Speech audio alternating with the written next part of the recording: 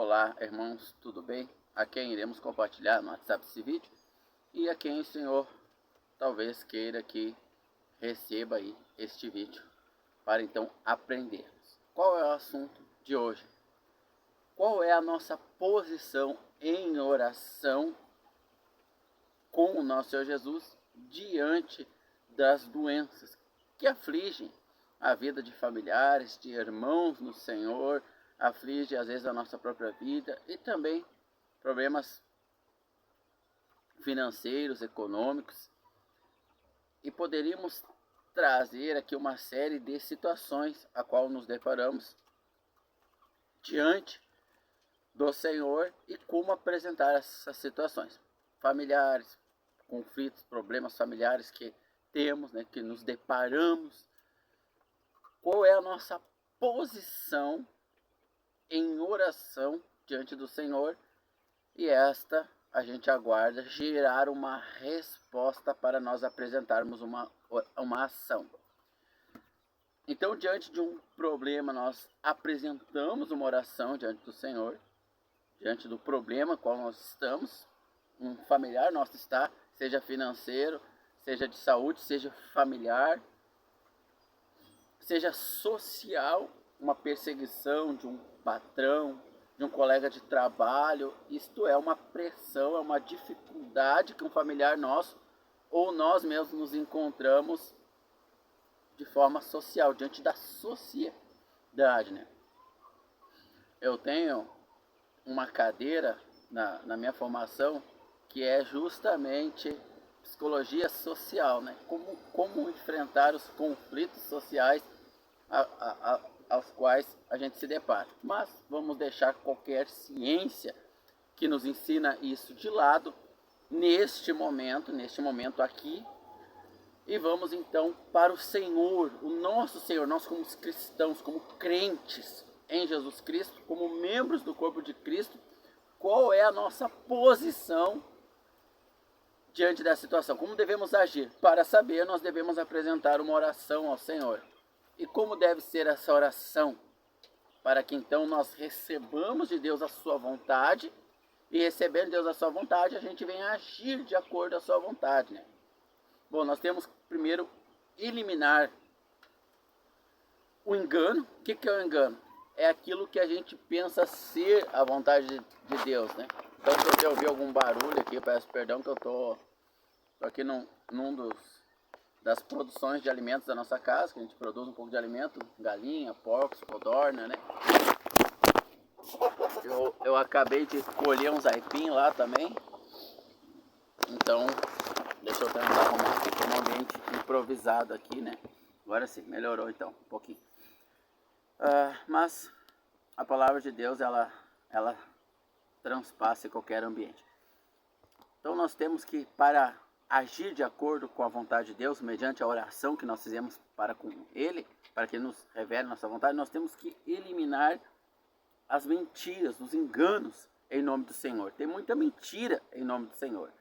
Então, por exemplo, uma mentira doutrinária, principalmente no meio neopentecostal, que é você simplesmente ora em nome de Jesus, eu decreto a cura e a pessoa está magicamente curada ali. A gente vê muitas falsas curas, Só que como a pessoa quer muito a cura, ela quer muito a solução física para o seu problema, seja financeiro, seja aqui de saúde, que é os dois que o Senhor tratou comigo para me trazer aqui nesse vídeo, Os dois problemas, dentre tantos outros, Se tem mais problema social, se tem problema familiar, Mas tem muitos outros.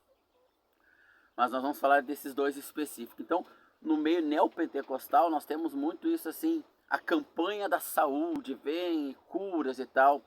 Por quê? Porque eles encontram alguns versículos bíblicos no Novo Testamento, principalmente em Atos dos Apóstolos e nos Evangelhos, sobre muita cura, o Senhor Jesus fazendo e os apóstolos. Bom, essas curas, elas eram para os judeus que precisavam de sinais. Não que elas não existam hoje. Existe o dom da cura e nós podemos orar para um irmão ser curado. Mas nós oramos na nossa vontade, na vontade do irmão ou na vontade do Senhor Jesus? Então, por exemplo, apareceu uma menina chamada Jéssica no programa Show da Fé, de uma religião neopentecostal, do R.R. Soares, do da igreja do Show da Fé, e essa menina era minha vizinha ali na cidade de Sapiranga. E ela foi num evento para ser curada, a família dela levou nesse evento, mas o Senhor Jesus não queria curar ela, porque se quisesse teria curado, contra a vontade dela. Mesmo que ela não quisesse curar, eu quero morrer, estou com depressão, tá, eu tenho essa doença. Se o Senhor Jesus quisesse curá-la, ele teria curado. Mas ela queria cura, né? Mas o Senhor Jesus não queria dar. Por quê?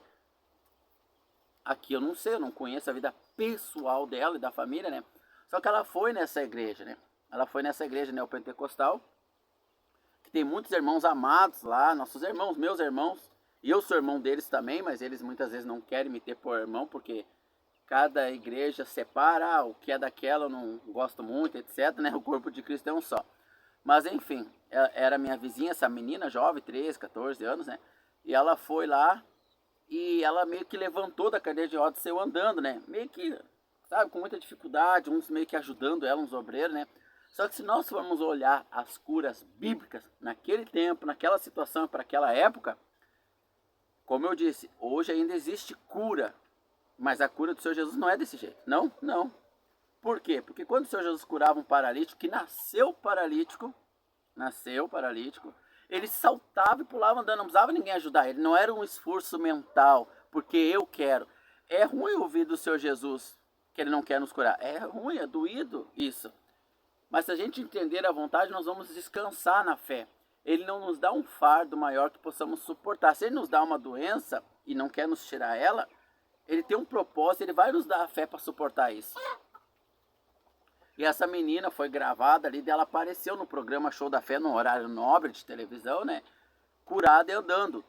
Um ano depois apareceu o depoimento dela, só que ela já tinha morrido, quase um ano depois. Porque uns meses depois dessa suposta cura, ela morreu da doença, de câncer. Imagina a família dela assistindo esse testemunho na TV.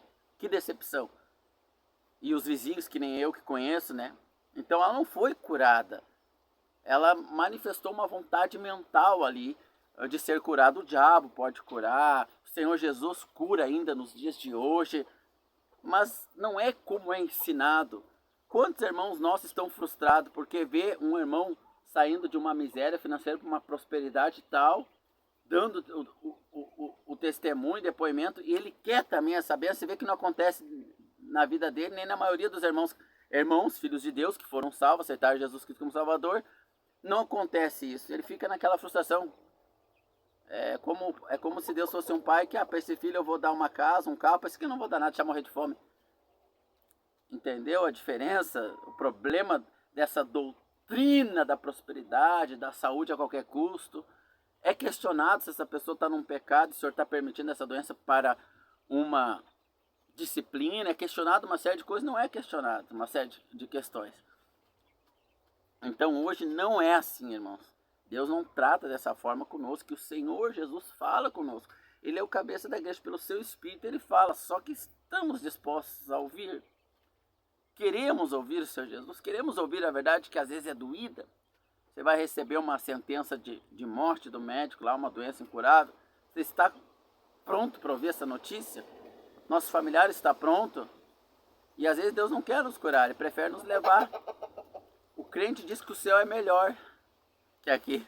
Mas por que quando ele tem uma sentença de morte, ele faz de tudo para não ir para lá? Entendeu, irmãos, como funcionam as coisas? O quão verdadeira é a nossa fé, entendeu? Quão verdadeira é. Então vamos ver do Senhor Jesus o que a palavra dele nos diz, para que a fé verdadeira venha pelo ouvir e ouvir a palavra de Deus, porque as escrituras dizem que a fé vem pelo ouvir e ouvir a palavra de Deus.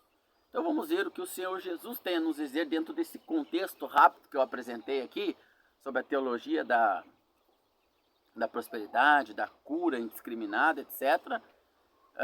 E na vida prática não é bem desse jeito, não acontece bem dessa forma, como citei o exemplo da Jéssica, porque a gente tem que ver o Senhor Jesus na nossa vida prática. Ele não pode ser aquele santo de partilheira, né, que tem boca e não fala, que tem olho e não vê, que tem ouvido, mas não ouve nada. Não, ele não pode ser esse santo de partilheira. Ou esse santo imaginário, como as crianças que ficam esperando o coelho da Páscoa, que o Papai Noel dá o presente delas, e se o pai não receber aquele mês, o Papai Noel, o coelho da Páscoa, não dá nada para ela. Não, o Senhor Jesus não pode ser esse Deus mitológico. Ou ele é real ou ele não é. Então nós precisamos vê-lo na nossa vida prática. E muitas das vezes nós vamos vê-lo, nós vamos ter certeza que é ele se manifestando na nossa vida prática de uma forma desagradável a nós. Nós muitas das vezes não pegamos nossos filhos, fizemos ele tomar um remédio desagradável, fazer uma injeção que vai doer. Às vezes nós não levamos ele no médico com 3, 4 anos e permitimos que o médico tire uma perna dele, porque aquela perna está doente, se ela ficar, ela vai transmitir a doença para o corpo todo, ele vai morrer. Ele não quer, não pai, eu não quero que o médico corte minha perna. Mas nós deixamos, nós autorizamos o médico a fazer isso, para ele sobreviver. Será que Deus não tem algo maior na nossa vida, permitindo que a doença fique por mais tempo? Que problemas financeiros fiquem por mais tempo? O pai não tem algo maior? O pai e o médico não estão unindo por uma causa maior ali, que é salvar a vida, o corpo todo da criança? Melhor perder uma perna do que perder o corpo todo? O Senhor Jesus não disse, melhor perder o olho do que ir para o inferno? Melhor perder a mão, se a tua mão te faz pecar, arranca do que ir para o inferno? É uma metáfora? É uma metáfora, né? Eu acho que é assim que se diz. E não literal, não é uma palavra literal do Senhor Jesus, é uma metáfora. Mas, muitas das vezes, nós precisamos permanecer com o problema. E nós queremos aceitar? Não, somos que nem aquela criança ali que não quer aceitar. Porque ainda não entendeu a vontade do Senhor. Como é que vamos aceitar coisa que nós não entendemos? Então nós precisamos entender o Senhor Jesus, ele precisa nos falar no contexto atual, porque ele tem olhos e vê, ele tem boca e fala, ele tem ouvido e ouve. Então ele precisa se relacionar conosco. Isso acontece através do Espírito e da sua palavra. Então vamos analisar nas Escrituras e entender um pouco. Veja bem, pegar um contexto histórico aqui. Quando o Senhor Jesus veio ao mundo em carne, ele saiu dos céus, da sua glória, da glória do Pai, e veio em carne ao mundo. João 17, para, deixei a tua glória, vim ao mundo, me devolve a glória que eu tinha contigo antes de vir ao mundo, porque eu fiz a tua vontade, né? Então ele morreu crucificado e voltou para o Pai. Em Atos 7, João 17, isso que eu falei. Em Atos capítulo 7, Estevão está morrendo apedrejado e vê com esses olhos físicos, não é pela fé, não é uma certeza que Deus dá a ele, é por esses olhos físicos que ele vê o Senhor Jesus lá no céu, o céu se abre. E ele consegue ver o Senhor Jesus fisicamente num trono sentado ao lado do Pai. Ele voltou para a sua glória.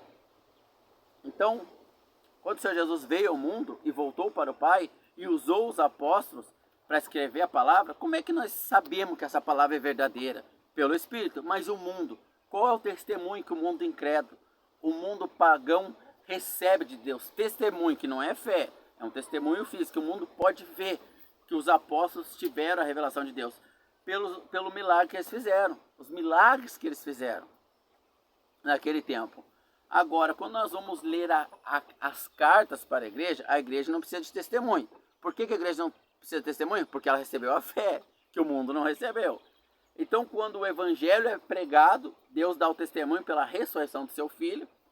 Quando os apóstolos escrevem o evangelho e escrevem parte da situação que ocorreu até Atos dos Apóstolos, de Mateus, Marcos, Lucas, João, Atos, 5 primeiros livros do Novo Testamento. Eles dão um testemunho pelos milagres que eles fazem. Ressurreição de mortos, olho abrindo, perna que não existe crescendo ali, mas testemunhos que a gente não vê hoje. Verdadeiros, existe ainda. O Senhor Jesus ainda opera com o dom de cura, ainda opera.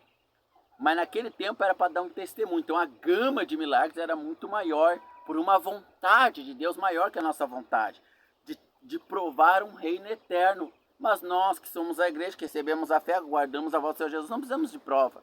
O Senhor Jesus disse a Tomé, eu não acredito, eu só acredito se eu ver tocar. Aí Jesus aparece para Tomé e fala, estou aqui, ó, toca. Aí Tomé, é o Senhor, agora eu acredito. Aí o Senhor Jesus fala para Tomé, felizes são aqueles que acreditam, que creem sem ver. Mais felizes, né? Nós somos os mais felizes, porque nós, os santos de Deus, recebemos a revelação de que Jesus ressuscitou, está vivo e vai nos levar para a vida eterna, vai nos levar para o céu. Mas muitos dos nossos irmãos não têm a revelação de como andar com o Senhor Jesus aqui agora. Tô doente, por quê? O que está acontecendo? Eu acho que Jesus não me cura e tal. Os irmãos lá estão todos sendo curados, mas não é verdade. A Jéssica morreu, mas tem alguns que é verdade, mas a maioria não é. É para eles, não é para a tua vida. Então os irmãos não sabem a vontade do Senhor Jesus aqui agora. Para isso, precisamos de um relacionamento pessoal. Falar com Ele e ouvi-lo. Falar conosco de volta, nos responder. Agora, se você, meu irmão amado, analisar as cartas, depois de Atos dos Apóstolos, as ações dos apóstolos que comprovavam que o que eles estavam escrevendo, que ia ser escrito nas cartas posteriormente também, era verdade, as provas para o mundo. Nós que não precisamos das provas, quando nós vemos as cartas para a igreja, que começa em Romanos, Coríntios, segunda, né? Gálatas, Efésios, Filipenses, Filimon, Tito, Tessalonicenses, primeira e segunda, Timóteo, primeira e segunda, aí vai Hebreus, Pedro, primeira Pedro, segunda Pedro, até chegar aos evangelhos, as epístolas, primeira, segunda, terceira João, até chegar em Apocalipse. Isso são cartas para a igreja, para nós, os salvos, você que é salvo. Se você é pagão e está assistindo esse vídeo, ele nem é para você, esse canal é dedicado aos irmãos que não entendem a vontade de Deus em alguns aspectos. Então, para nós, os salvos, que recebemos as cartas são para nós. Os evangelhos não eram para nós. Não é mais para nós. Por quê? Porque nós já cremos. Os evangelhos, os 4 evangelhos, tem princípios morais lá para nós? Tem. Mas eles são destinados em específico para o mundo. Deus amou o mundo de tal maneira que enviou o seu Filho único, 1 João 3,16, e deu o seu Filho unigênito para que todo aquele que nele crê não pereça tenha vida eterna. Então, os evangelhos são a apresentação de Deus para o mundo, através do seu Filho em carne. Então Deus apresenta ao mundo a si próprio no seu Filho, porque Felipe fala assim para o Senhor: deixa eu ver o Pai. Aí o Senhor Jesus disse: vocês têm visto o Pai, se vocês veem a mim, vocês veem o Pai, porque nós somos um. Em João 17, ele ora a Deus, João capítulo 17, Pai, que eles a quem o Senhor me deste, que somos nós, os salvos, sejam um contigo assim como eu sou um. Então, quando nós somos um com o Pai, nós temos a revelação do Pai, através do Senhor Jesus, que fala conosco pelo Espírito que Ele nos deu, da vontade de Deus na nossa vida, o que está acontecendo. Então, entendemos a situação e oramos corretamente e recebemos a resposta correta. E isso eu estou falando para irmãos que querem ouvir a vontade de Deus, que a maioria não quer. A maioria é filho rebelde, embora sejam irmãos, né? Estejam salvos. Depois dos evangelhos não quer saber de mais nada. Se puder rasgar as cartas de Paulo e dizer: ó, esse aqui foi Paulo que recebeu, um homem carnal, rebelde, um homem machista, não queremos saber nada de Paulo. Entre Paulo e o Senhor Jesus, nós seguimos o Senhor Jesus. O que Paulo escreveu foi Jesus que mandou. Então, seguir Paulo é seguir o Senhor Jesus, o apóstolo Paulo, como Pedro diz, 1 Pedro 3,16, né? Coisas que nosso amado irmão Paulo escreveu conforme a revelação que Deus lhe deu, como as demais escrituras sagradas. Então, o que Paulo escreveu está junto com as escrituras são a palavra de Deus, como Timóteo fala, o pupilo de Paulo, Timóteo, né, fala, examinai as escrituras, né, que tem o poder de Deus, né? Então, seja obreiro aprovado, que tenha, que maneje bem a palavra da verdade. Paulo fala a Timóteo, né, está escrito nas cartas a Timóteo, né, e que não se envergonhe da palavra. Então, a palavra de Deus, ela vem de Paulo também, para nós. Oh, glória! Agora, se nós pegarmos as cartas da igreja, nós não vemos cura lá, assim, nós não vemos cura nas cartas da igreja. Nós não vemos Paulo curar nem aqueles a que ele amava. O irmão Timóteo, ele tinha uma doença estomacal que lhe incomodava muito. E Paulo diz para o irmão Timóteo, né? Timóteo, tome uma taça de vinho para ajudar nas tuas enfermidades estomacais. Então tome uma taça de vinho, vai te ajudar. Paulo não pôde orar para ele ser curado. Paulo não orava para as pessoas ser curadas. Os apóstolos não faziam todas aquelas curas extraordinárias porque queriam. Porque simplesmente, vou usar o nome de Jesus Cristo, Senhor, como um amuleto para curar todo mundo. Quem eu quero, na hora que eu quero, como eu quero e como as pessoas querem. Não. Era um testemunho para o mundo lá em Atos. Agora nós entramos nas cartas para a igreja. Felizes os que creem sem ver. E ali nas cartas, nós não vemos em nenhuma carta. Pega Romanos e vai até a terceira de João. Só Paulo escreveu 13 cartas. 10 mais 3, 13, né? Só o apóstolo Paulo, né? João escreveu 3 epístolas, Pedro 2 cartas. E aí vai, né? Então a gente tem várias cartas ali para a igreja, sem curas e milagres. E os irmãos morrendo lá de dor, e o apóstolo Paulo não orava para ser curado. O próprio apóstolo Paulo tinha uma doença nos olhos. E ele não escrevia as cartas, ele orava muitas das cartas, né? Ele orava, elas falava pela sua dificuldade, e outro irmão escrevia. Era Paulo escrevendo, vamos dizer assim, que ele estava orando. É como eu faço um texto no WhatsApp ali e mando para minha esposa, que ela tem português, né? Na sua formação ela tem português. Então ela vai lá e corrige para mim. Ou eu posso só orar para ela escrever já pronto.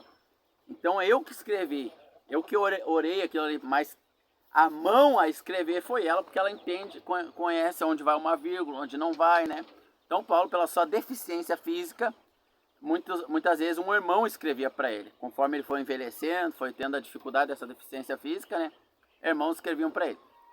Então, veja bem, nós não temos esses milagres todos. Não é estranho, irmão, não é estranho isso. Agora vamos analisar então a oração adequada quando nós, na nossa vida prática com o Senhor Jesus, porque ele está lá no banheiro. Quando a gente vai fazer 1 ou 2, ele está lá com a gente.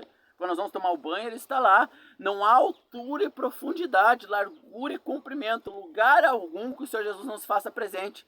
Então, quando um irmão está olhando um filme erótico na internet, um filme de violência, um filme que é pecado, que basicamente tudo que tem na televisão ou na internet é pecado, basicamente tudo, né?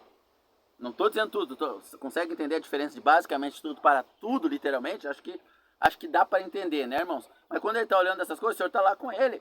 Só que se ele não se importa, ou se ele não percebe a presença do Senhor ali, ele não vai perceber a presença do Senhor em muitos aspectos. Aí ele vai orar dentro dessa doutrina diabólica neopentecostal, de cura indiscriminada, prosperidade indiscriminada, que não tem nada a ver com a vontade do nosso Senhor Jesus para a igreja, que por sinal ele morreu pobre, os apóstolos morreram pobres, ou doente, porque quando você é açoitado e tem as feridas lá, isso não é uma doença, né? Os irmãos, até o 3º século antes do Estado casar com a igreja se prostituir, casar com Roma, e depois ver suas filhas, falando historicamente na nossa vida prática, né? Com Deus, os irmãos morriam pobres e doentes. Nós pegarmos a galeria da fé dos homens de Deus antes do Novo Testamento, eles morriam em cavernas, presos, perseguidos. O profeta Elias foi cerrado ao meio, né? As mortes dos homens de Deus, quanto mais verdadeiro era o relacionamento do homem com Deus, pior era a sua vida. Pois é, né, irmão? Mas aí, depois do século III, depois de 300 anos a igreja sendo pura ali, já tendo uns focos de contaminação, mas depois do século III, o Estado, que é Roma, parou de perseguir os cristãos, viu que não adiantava, que só purificava, deixava a igreja mais pura e santa ainda. Então o que Roma fez? Se ofereceu em casamento à igreja, vamos dizer assim, vou cuidar de vocês agora. E a igreja aos poucos foi aceitando, né? Então tem muito pouco dos nossos irmãos hoje andando com o Senhor Jesus. A maioria está casado com o Estado, envolvido com a política, com as buscas de recursos e vida boa nesse mundo aqui. Você sendo fiel ao Senhor Jesus, o Senhor Jesus pode lhe dar uma vida boa, que até deve gerar um constrangimento, né? Com certeza gera para quem está em comunhão com o Senhor. Mas, de modo geral, não é objetivo. Não é objetivo. Então, vamos para as Escrituras Sagradas nesse aspecto, para entendermos, então, como resolver, como agir mediante um problema, né? Nem sempre buscar uma solução humana é a melhor ação. Por isso, nós precisamos orar a Deus em sinceridade para ouvirmos Ele nos dizer o que fazer, né? Vamos abrir aqui então em Filipenses capítulo 2, né? Acho que o apóstolo Paulo fala ao irmão, vamos ler aqui Epafrodito, se não me engano, né? Acho que é Filipenses capítulo de número 2. Deixa eu dar uma pausa aqui, que essa Bíblia tá caneta muito fina e tá frio para mexer na... Olha só, irmão, só vou dar dei um pause aí porque os dedos estão meio duros do frio, mas vou contextualizar um pouquinho a história aqui, que é bem irônica mediante a vida que a gente vê hoje os nossos irmãos levar, né? Então vamos ler o texto aqui, Filipenses 2, verso 25. Contudo, julguei necessário mandar-vos Epafrodito, meu irmão, e companheiro de trabalho, companheiro de lutas, e vosso mensageiro, para prover as minhas necessidades. Então, Paulo mandou aos irmãos de Filipe, que eram pobres, depois os irmãos de Macedônia também, que Paulo teve um sonho, contextualizando aqui, né? Rápido. Paulo teve um sonho, ele ia para Roma a princípio, mas ele teve um sonho para ficar e pregar aos macedônicos. Um irmão macedônico apareceu para ele. E igrejas pobres, relativamente pobres, né? Mas Paulo mandou o irmão Epafrodito ir lá pegar um recurso financeiro para custear a necessidade de Paulo. Então Paulo aceitava oferta. Por um tempo ele trabalhou fazendo tendas, né? Principalmente na cidade de Corinto, só contextualizando, né? Aos irmãos, lá na cidade onde tinha a igreja de Corinto. E aí Paulo ele pegava ofertas dos irmãos pobres, mas de Corinto ele não aceitou, que eram ricos. Os irmãos que eram ricos, que tinham condições financeiras de ajudar o apóstolo Paulo, ele não aceitou a oferta deles. Era orgulhoso? Não, irmãos. Direção de Deus, irmãos. Direção do Senhor Jesus. Por quê? Porque os irmãos de Corinto estavam em prostituição. A mulher, 1 Coríntios capítulo 5, a mulher do marido dormindo com o próprio enteado ou filho. Na hora da ceia, eles comiam que nem cães gulosos, sem esperar os irmãos chegarem, mais simples, muitas das vezes. Eles se embriagavam com vinho, eles já nem acreditavam mais na ressurreição dos mortos, 1 Coríntios capítulo 15, eles achavam que morreram, viravam tudo. Estavam misturados com... E eram irmãos, estou falando de salvos. 1 Coríntios 3 vai falar, por eles estarem com tantas doutrinas erradas, eles iam perder a recompensa no céu, mas não iam perder a salvação. 1 Coríntios 3 vai falar isso. Então, este canal é dedicado a irmãos salvos que não têm o entendimento de Deus, ou por estarem na carne, que são irmãos carnais, que vai falar também em 1 Coríntios, ou por ignorância, porque ainda são bebês na fé, estão crescendo, não têm o conhecimento, nasceram, aceitaram Jesus dentro de uma religião que ensina um monte de mentira. Só que olha que ironia, ele vai mandar o irmão Epafrodito aos Filipos, aos irmãos de Filipenses, na cidade de Filipos, pegar uma ajuda para as suas necessidades, mas para os coríntios falam, não quero oferta de vocês, vocês dão oferta para esses falsos apóstolos aí, ó, mas eu não quero, eu trabalho com minhas próprias mãos. Ele não vai aceitar. Que relação financeira aqui, irmãos, a gente vê contraditória aqui, por causa do amor ao dinheiro. Então os irmãos de Corinto estavam nesse apego, tudo que era carnal eles queriam. Dinheiro, sexo de qualquer jeito. Então Paulo vai ter que estabelecer a ordem do casamento em 1 Coríntios capítulo 7. As paixões sexuais de vocês são muitas, vocês vão ter que casar, ser marido de uma só mulher. A mulher dá a relação sexual que o marido quer, ela não pode privar. 1 Coríntios capítulo 7, o marido não pode privar quando a mulher está com vontade. Assim vocês vão poder se livrar, assim, ter um meio, uma válvula de escape de se livrar dessa questão sexual. Era uma carnalidade total. Então o apóstolo Paulo não aceitou a oferta deles. E aqui ele pede dos irmãos de Filipe. Ele aceita, porque ele sabe que eles são maduros espirituais. Eles entendem isso, essa questão. Que contextualização interessante aqui, irmãos. Então vamos lá. Confio no Senhor, verso 24. Mas confio no Senhor que também eu mesmo irei ter convosco em breve. Contudo, julguei ser necessário mandar Epafrodito, meu irmão e companheiro de trabalho, companheiro de lutas e vosso companheiro, para prover as minhas necessidades. Porquanto ansiava por todos vós, e estava muito angustiado, porque tinhas ouvido que ele estivesse doente. Então os irmãos de Filipe ouviram que Epafrodito estava doente, né? E queriam ali também uma resposta quanto a isso, né? E de fato esteve doente, e quase à morte. Mas Deus teve misericórdia dele, e não somente dele, mas também de mim, para que eu não tivesse tristeza sobre tristeza, porquanto enviei-o a vós, com muito cuidado, para que, vendo outra vez, vos alegrem, e para que eu tenha menos tristeza. Então o Epafrodito estava muito doente, quase à morte, uma doença terminal, de morte, não era uma dor de barriga, uma gripe, não era um problema intestinal como Timóteo tinha, era algo grave. E Paulo não foi lá e orou e curou ele imediatamente ali. Não, Deus teve misericórdia. Paulo nem teve ali a revelação de Deus que, ore por ele que vai ser curado. Não teve essa revelação. O apóstolo Paulo não teve esse entendimento que ele ia ser curado, então não orou. O apóstolo Paulo orou, Pai, faz a tua vontade, o que está acontecendo? Eu peço que o Senhor ajude o meu irmão Epafrodito que está doente, mas não determinou, eu curo ele em nome de Jesus. Não fez como Pedro em Atos capítulo 3, que ao chegar à porta do templo, lá no pátio lá de fora, tinha um paralítico lá, ele disse, em nome de Jesus eu te digo, levanta e anda. Ele curou o paralítico ali imediatamente. Não, o apóstolo Paulo não fez isso com o Epafrodito, que era irmão amado dele. Acho que se o apóstolo Paulo tivesse esse poder, não teria feito imediatamente, que era um companheiro de luta, o qual, se morresse, Paulo ia sofrer muito. Oh, meus irmãos, então não é ficar orando assim, não é um amuleto não é o gênio da lâmpada. Deixa eu esfregar aqui a lâmpada aqui. Ó, não é 3 pedidos não, é 30 mil pedidos, tá? Ó, Senhor Jesus, cura aqui todo mundo aqui. Ó, prospera todo... Não é assim, não tem nada a ver com isso, amados irmãos, não tem nada a ver. Então vamos continuar aqui, então, a nossa leitura aqui em 1 Coríntios. Então vamos para 2 Coríntios, capítulo de número 12, verso 7. E para que não me exaltasse pela excelência das revelações, aqui o apóstolo Paulo falando de uma visão que ele teve, ele foi levado ou com o corpo junto, ou só em espírito, ele não sabe, ele foi levado ao terceiro céu, ao paraíso, né?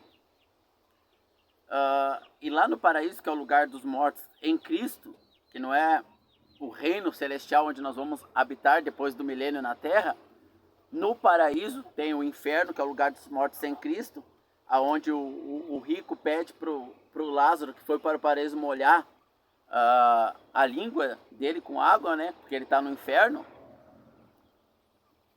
Então o apóstolo Paulo foi levado ao paraíso e viu coisas difíceis do homem normal conceber, né? 100 vezes nós imaginamos, não dá para entender.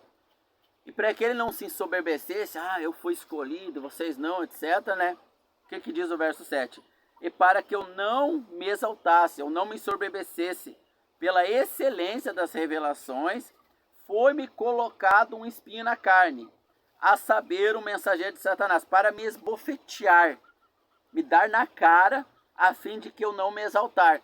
Então, alguns irmãos mais estudiosos, vamos dizer assim, dizem que esse espinho na carne era a doença nos olhos. Ele realmente teve uma doença nos olhos, está explícito isso nas escrituras, né? E alguns dizem que o espinho na carne era essa doença nos olhos. Era essa doença nos olhos? Não está escrito aqui. Não está escrito aqui assim, ó. E para eu não me exaltar, me foi posto uma doença nos olhos. Não está escrito isso.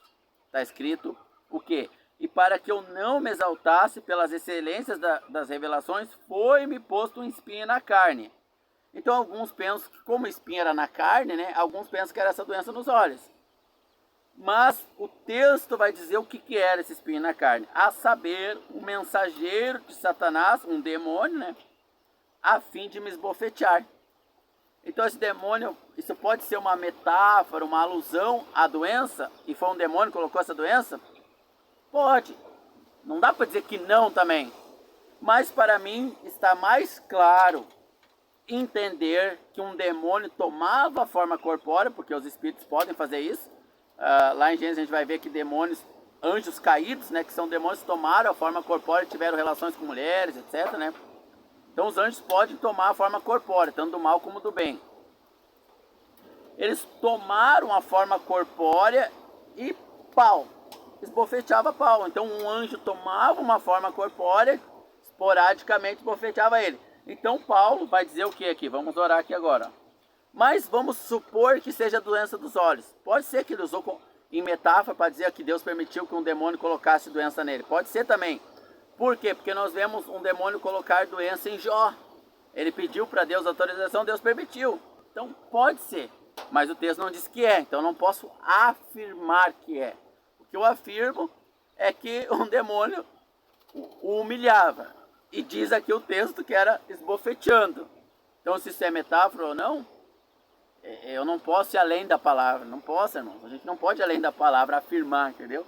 Além da palavra. Não tem como a gente fazer isso, honestamente, né? Com as escrituras, não. Então continua o texto. Acerca do qual 3 vezes orei ao Senhor para que se desviasse de mim. Então o apóstolo Paulo orou: Senhor, tira isso de mim. Seja um demônio com forma corpórea me esbofeteando, seja a doença dos olhos dele, por 3 vezes ele pediu para ser tirado isso dele. Aí a resposta vem do Senhor, né? E disse-me o Senhor: a minha graça te basta, porque o meu poder se aperfeiçoa na fraqueza.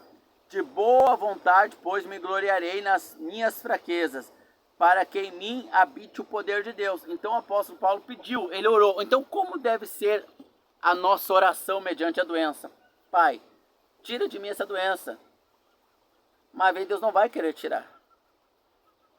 Então nós temos, qual deve ser a nossa disposição diante da nossa oração? Ouvir a voz de Deus. Essa deve ser a nossa disposição diante da oração. Ouvir a voz de Deus. Eu orei, eu sei que o Senhor Jesus quer me dar saúde. Isso é o que o Senhor quer. Quando um homem lá pergunta para o Senhor Jesus: se tu queres, tu pode me curar? O Senhor Jesus responde: se eu quero? Como assim? Claro que eu quero. Então Deus quer tirar essa preposição se. O Senhor Deus, que é um Deus de amor, quer tirar essa preposição se. Ele quer que todos nós creiamos e entendamos que Ele quer curar todos nós.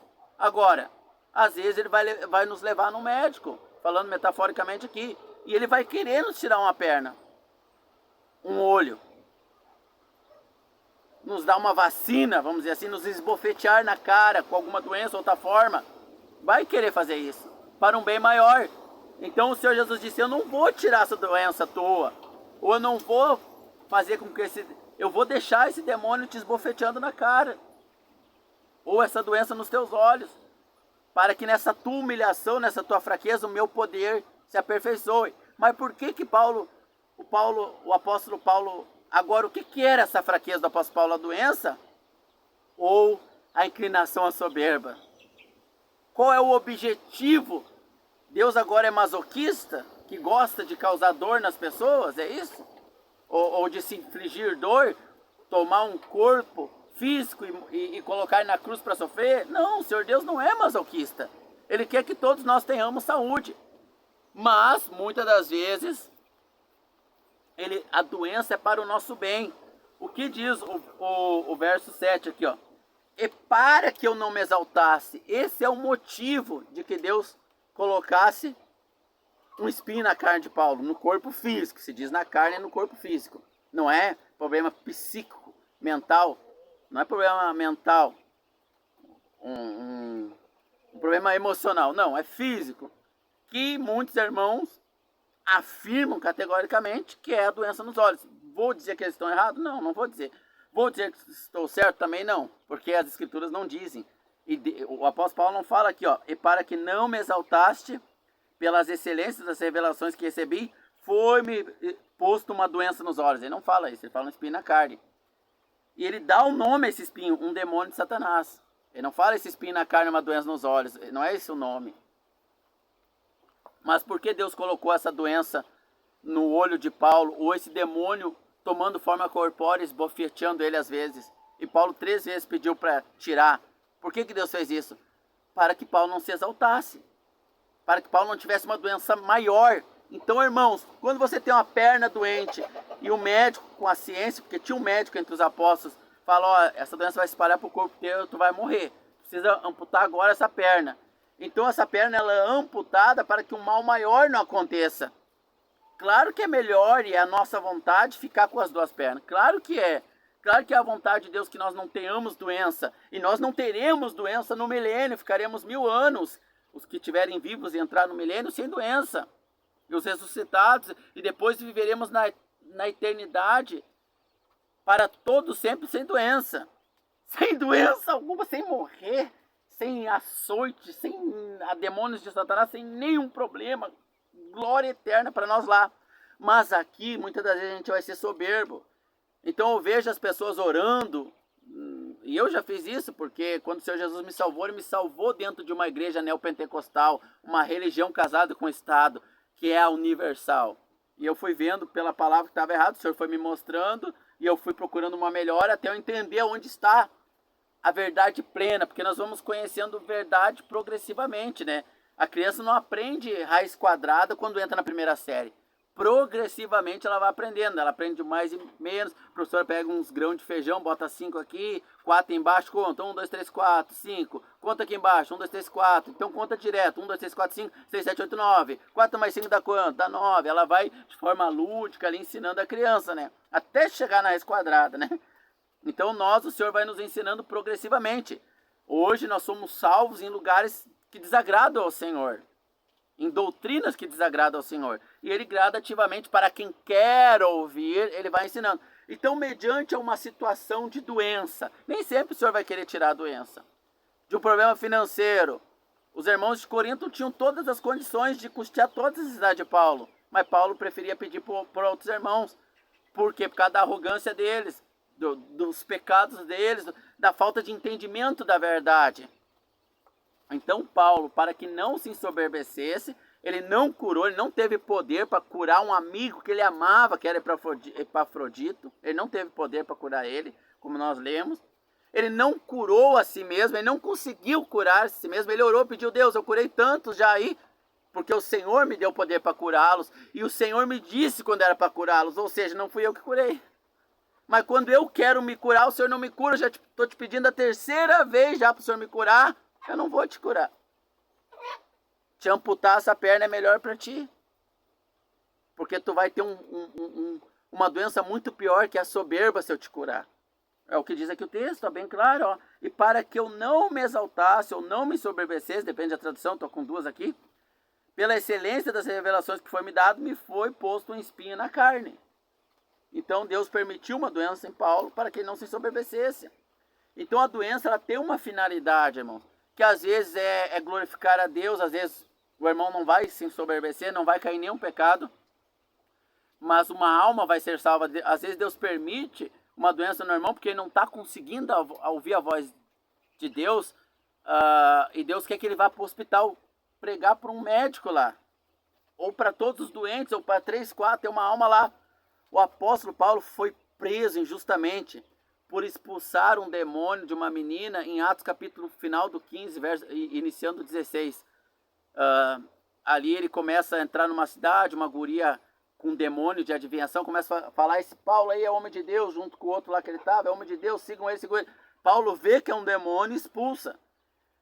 Os donos dessa guria, porque ela era escrava, na época era escravidão, denunciam Paulo, ele vai preso sem julgamento, que nem está acontecendo no Brasil hoje, né? Muitos são presos sem julgamento, mas ele não tenta lutar contra o sistema e tirar governo, nada, criar democracia, nada, ele não tenta nada disso, irmão. O apóstolo Paulo não tenta nada disso. Então ele vai preso, por causa dessa menina, ele apanha, ele é amarrado, pé e mãos lá, e ele está cantando e louvando a Deus. E Deus dá a revelação porque ele foi preso, para salvar. Ele não fez nada de errado, não ia se ensoberbecer, não fez nada de errado. Mas para salvar o carcereiro lá, e toda a família do carcereiro, e os presos também. Então, para isso que o apóstolo Paulo foi preso. Agora, se ele fosse preso lá, ninguém fosse salvo lá, nada tivesse acontecido de maior, aí aquele sofrimento teria sido em vão. Aí Deus é masoquista? Então, não, irmãos, não é masoquista. Então, Paulo orou 3 vezes. A resposta de Deus veio e deu o motivo da doença de Paulo, ou do espinho na carne. Aí Paulo entendeu: nem vou orar mais então. Então, às vezes, você está com uma doença, um outro irmão está com uma doença, nós estamos com uma doença, tem um motivo. E mais do que a cura, nós devemos desejar ardentemente: Deus, eu quero um motivo para glorificar o teu nome. Eu quero entender por quê. Entendi. Então agora eu vou fazer a tua vontade. Não vou ser orgulhoso, não vou ser soberbo, que era o caso de Paulo, não vou me exaltar achando que mereço alguma coisa, etc. Vou cumprir a tua vontade. Então essa deve ser a oração do irmão. Você vê que nas cartas nós não vamos ter essas curas miraculosas lá tão seguidamente, né? Nós nem vemos basicamente nas cartas ali, porque o crente não precisa de visualização, né? O apóstolo Tiago vai dizer: se tiver algum enfermo, ore por ele para ser curado, né? Lá em 1 Coríntios, sobre a ceia, eu acho que é 1 Coríntios capítulo 11, vai dizer: muitos de vocês estão doentes por tomar a ceia indignamente, né? Muitos até estão morrendo por isso.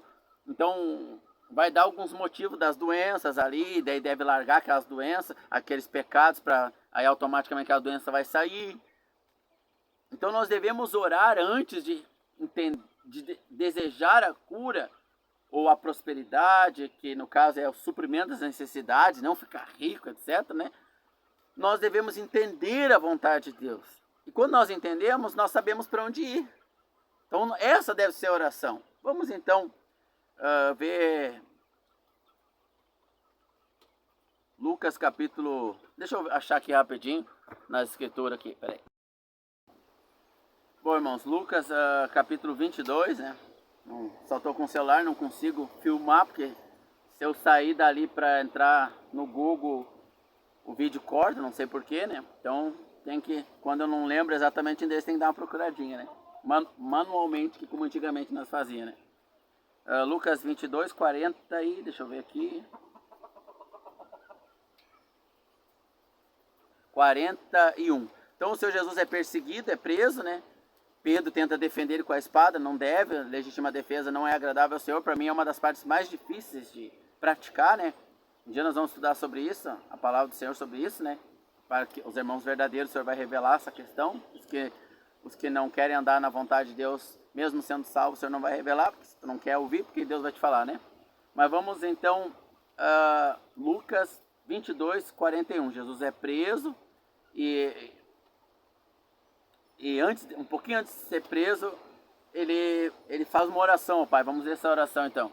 E apartou-se dele cerca de 5 tiros de pedras, e pondo-se de joelhos, orava, dizendo: Pai, se queres passar de mim este cálice, todavia não se faça a minha vontade, mas a tua. Então o Senhor, eu vou até continuar um pouquinho aqui.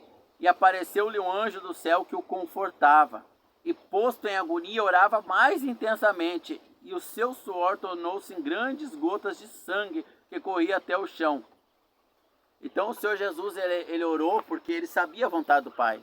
Então ele não podia orar e dizer: Deus, eu não quero ir morrer lá na cruz, não. Me dá outra coisa para fazer. Ele sabia, mas ele podia jogar um verde para colher maduro. Vamos colocar dessa maneira, né? Senhor, se for da tua vontade, ó, se tiver um outro meio, passa de mim esse cálice aí. E aí a angústia dele era tão grande num corpo físico, sentindo as sensações humanas, né? Porque quando ele era Deus ele não sentia essas coisas, mas ele voluntariamente se permitiu sentir para salvar-nos dos nossos pecados.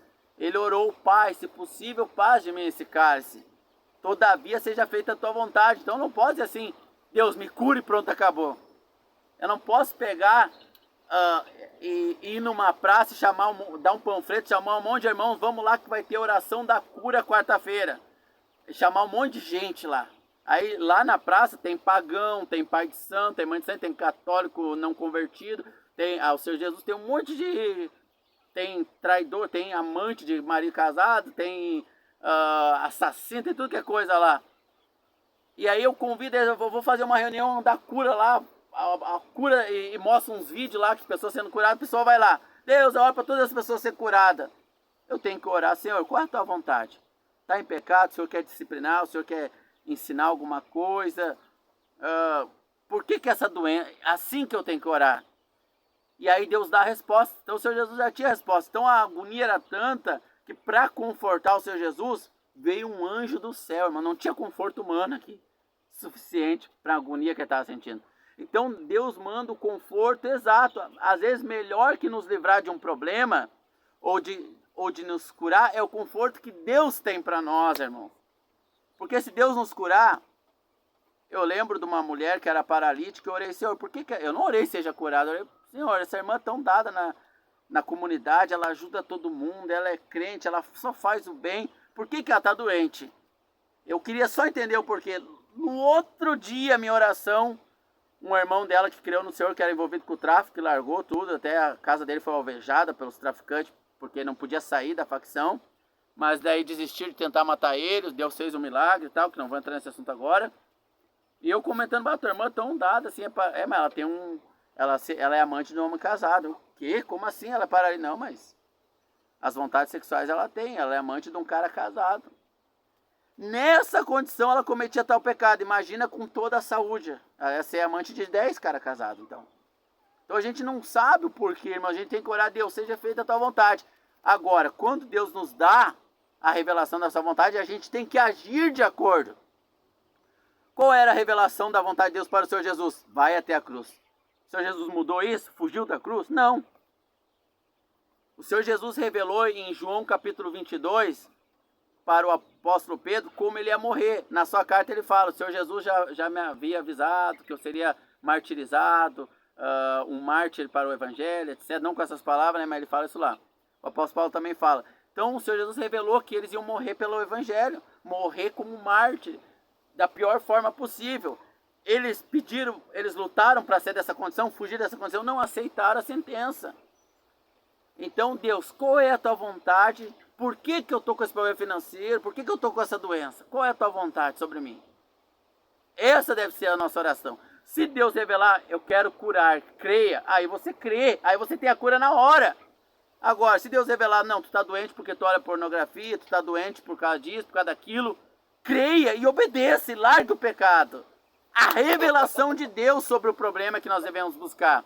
E não necessariamente uma solução paliativa de um problema pequeno que vai gerar um maior. Se nós não entendermos a vontade de Deus sobre aquele problema pequeno. Deus, tira esse espinho da minha carne. Não vou tirar.